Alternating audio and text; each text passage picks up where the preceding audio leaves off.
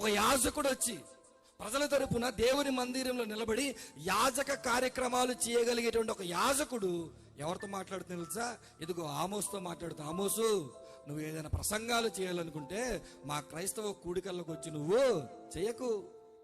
నువ్వు ప్రసంగాలు చేయాలనుకుంటే వేదికల మీద నువ్వు చెయ్యకు. నువ్వు ప్రసంగాలు చేయాలనుకుంటే మందిరంలో నువ్వు చెయ్యకు. నువ్వు ఎక్కడైనా చెప్పాలనుకుంటే వేరే ప్రాంతానికి వెళ్ళిపోయి అక్కడ నువ్వు చెప్పుకో. అక్కడ నీకు ఇంత డబ్బులు ఇస్తారు, ఆ డబ్బులు నువ్వు సంపాదించుకో. కానీ ఇది రాజుగారు నివసిస్తున్న ప్రాంతము, ఈ ప్రాంతంలో నువ్వు చెప్పాలనుకుంటున్న వాక్యాన్ని నువ్వు చెప్పకూడదు. ఒక పెళ్లిలో వాక్యం చెప్పడానికి వెళ్తే వాక్యం చెప్పడానికి ఇచ్చిన సమయము 15 నిమిషాలు. చాలా సంతోషం.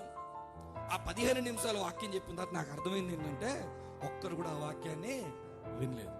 తిరిగి వచ్చేటప్పుడు నాతో పాటు వచ్చిన ఒక అన్నతో మాట్లాడుతున్నాను, అన్న అనవసరంగా వేదిక పైన ఎక్కి వాక్యాన్ని అవమానించినట్టుకుందన్న, చెప్పకపోయినా బాగుండు అని అంటే, అన్న నాతో అన్న మాట్లాడి తెలుసా అన్న, పెళ్లిలో ఎవరు వింటారన్న వాక్యం? ఒక క్రిస్మస్కి వెళ్ళి వచ్చిన తర్వాత అక్కడ గ్రీటింగ్స్ చెప్తుంటే అక్కడ వెనుకుండే సంఘ పెద్దలు మాట్లాడుకుంటున్న మాట ఇప్పుడు ఎవరు వింటారండి వాక్యం? ఒక పెళ్లిలో నువ్వు వాక్యం వినవా? ఒక బర్త్డేలో నువ్వు వాక్యం వినవా? ఒక చచ్చిపోయిన చోట చెప్తే వాక్యం వినవా? క్రిస్మస్లో వాక్యం వినవా? చర్చిలో కూడా వాక్యం వినవా? అంటే చర్చిలో కూడా వాక్యం వినబడనటువంటి సంఘాలు కొన్ని ఉన్నాయి.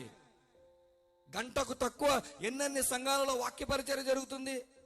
ఒక సేవకుడిని తీసుకొచ్చి 45 నిమిషాలు ముగిచ్చే, పావు గంటలో ముగిచ్చే, 10 నిమిషాల్లో ముగిచ్చే.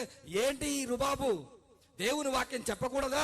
చెప్పబడకూడదని చెప్పి ఇలాంటి వాతావరణాన్ని సాతాను క్రియేట్ చేస్తున్నాడన్న సంగతి ఈరోజు విశ్వాసులు చాలా మందికి తెలీదు.